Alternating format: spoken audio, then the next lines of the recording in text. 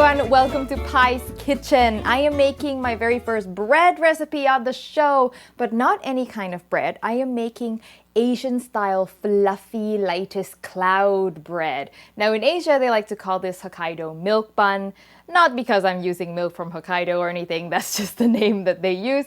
There is a lot of milk in the recipe, which is one of the secrets to its fluffiness. Now, if you have been intimidated by bread baking, I get you, I've been there, but trust me, this recipe is very forgiving. Give it a go. I think you're going to have success. So let's get started. So the very first thing I've got to make is what's called a milk roux, or tangzhong in, I believe, Chinese. This is the secret to the fluffiness and softness of the bread. And it's super, super easy, okay? It's just 2 ingredients, milk and flour. So I've got here some whole milk. Whee! And then to this, I'm gonna add some flour. And I'm using bread flour because we are, after all, making bread. Bread flour is high in gluten. It's gonna allow you to create that chewiness of the bread. So I'm gonna give this a whisk to make sure I get rid of any flour lumps. Now I'm gonna turn this on. And once I turn the heat on, I wanna be stirring all the time. Once the milk starts heating up, it starts getting thicker. That's exactly what you're going for. Oh, look at that, look at that. And once it's super thick like this, basically once it's not getting any thicker than where it's at, turn off the heat. Whoop. So you might be thinking, what the heck is she doing? I thought we were making bread. Why is she making this goo? So what's happening is, in order to have fluffy and soft bread, you need a lot of moisture content in the bread. But if I were to add all of that milk into my dough straight, the dough would be so wet and I couldn't really handle it, right? But by making a roux, you've turned the liquid milk into this thick paste. And so I am now able to force this much liquid into the dough without making the dough too wet. Brilliant, right? And this is the secret for a lot of Asian style bread. When I found out about this, it's amazing. So that's it. So now my tangzhong is still a little bit warm. I'm gonna add it to my liquid ingredients here. So I've got some evaporated milk, and you can use regular milk. I just find evaporated milk is like extra milky milk. It's more richer and more delicious, but totally regular whole milk is fine. No skim milk though, no skim milk. And this just helps it cool down, you know, so you don't have to sit there and wait for this paste to cool down. Eggs, well, egg. This is 1 egg. Give that a quick stir. Again, don't worry about the tangzhong being still lumpy. It'll get all kneaded out. Okay, so I am using my beautiful pink machine here. You can do this all by hand. So, in here, I'm going in with bread flour. And I have done this half whole wheat, half white flour. That worked really well as well. So if you want to make this a little healthier, you can. So I like to always use instant yeast instead of active dry yeast. It's just so much easier to work with. You just add it to your dry ingredients and you don't have to worry about blooming it and all that stuff. And the results are the same. So I'm just gonna give this a quick, just mix with my hand just to get the yeast all mixed in there a little bit. All my liquids going in. So all I'm gonna do right now is mix the dough just until the dry flour is absorbed, but we're not gonna really knead it.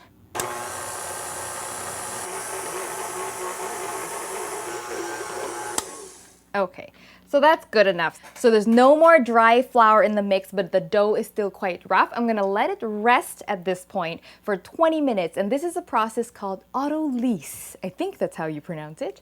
And this process allows hydration of the flour and for gluten development without kneading and therefore oxidizing the dough, because if you knead the dough too much, it actually negatively affects the flavor and the texture of the bread. So this way, you won't end up needing to knead the bread. There's a lot of knead. You won't need to knead the bread for as much time.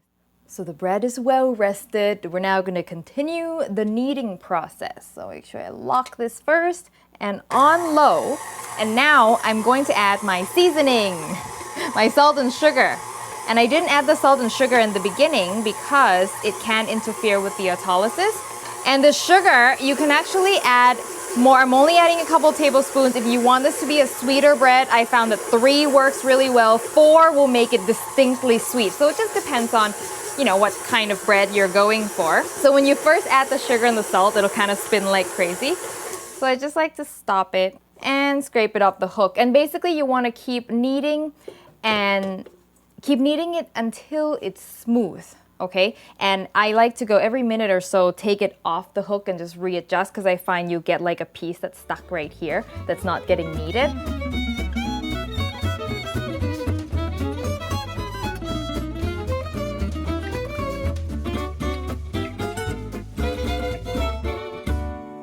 The bread is now relatively smooth. I love touching dough. One very important ingredient that we need to add, and I'm gonna just take this off the hook. I'm gonna add butter, and you wanna leave the butter till the end because if you add in the beginning, it'll interfere with the gluten development and your bread won't have as much extensibility. As the machine is running, just a little at a time. And at first, it doesn't look like it wants to be mixed. See how it's just kind of like spinning around now? Do not worry, we will fix that. Okay. I'm gonna stop that and then pull everything off the hook and scrape the sides a little bit. And the reason why I like to make this bread also, that if you buy this bread, like Asian style bread from an Asian bakery, a lot of times they'll use margarine. And that's not good for you. Like, it's so bad for you. It's all sorts of trans fat. So if I make it, I know I'm using real butter. It tastes better. It's better for you. It will work itself in, I promise. So that mess of butter eventually, with your patience, absorbs in to the bread. And you've got nice, smooth dough. So now I've got a big bowl for my bread to proof in, but I want to make sure I brush it with oil or melted butter, with a mini brush, of course. I always like to finish final kneading by hand before I let it proof because, you know, I just feel like it's more evenly kneaded if I do it by hand at the end, and I just love touching dough. Like, it's just, so soft. So now that it's nice and smooth, like a baby's bottom, you just let this rest in that bowl that we've greased. And I want to turn this around to get it completely coated in oil because as this rise, I'm going to put plastic wrap over it. If this top part is not greased, it'll stick to the cling film. And now this just needs to rest at room temperature for 1 hour or until it doubles in size. If it's really cold where you are, it might take a little longer. If you don't have time, you can also let it do a slow cold fermentation in the fridge. That means you cover it, put it in the fridge, and then just continue with the recipe overnight. So tomorrow, okay? Woo, look at this bread. So it's been about 50 minutes on my end because it's really warm in this place. I find bread baking just so satisfying. You see that and you're like, oh, that worked. Okay, so now what you want to do is take it out and degas it.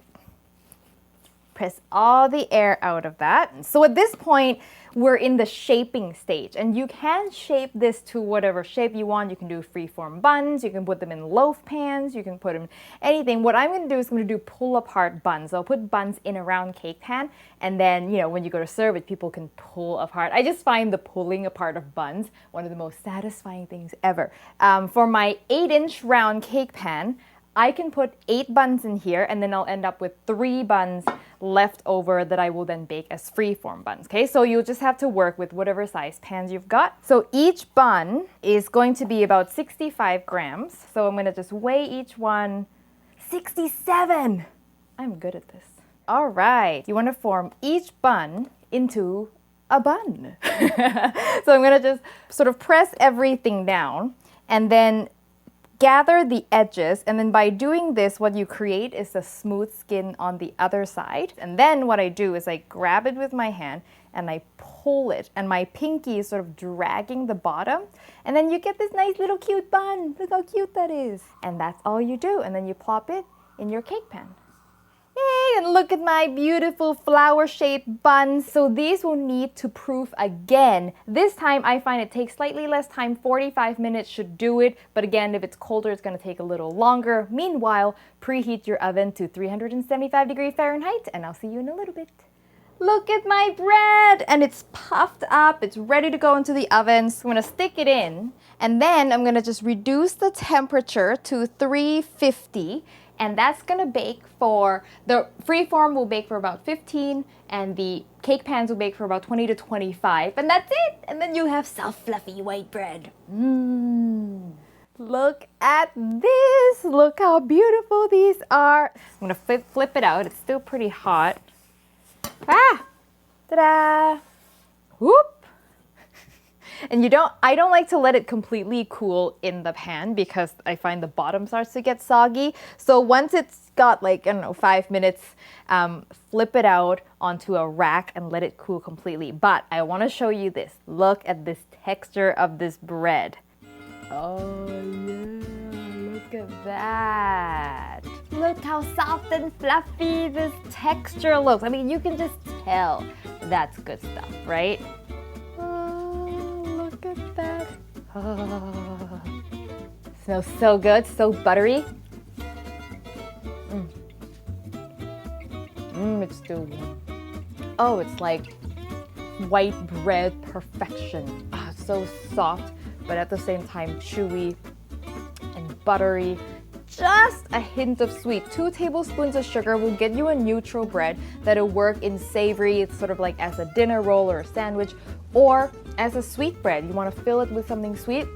So good. Now, this is actually a really, really good base dough if you want to start filling it, wrapping it, turning it into all sorts of different cool creations. And yes, I will have something coming up, so definitely stay tuned. This is super useful dough, but seriously, if I just have this, maybe like dip it in some condensed milk or dip it in my pandan custard.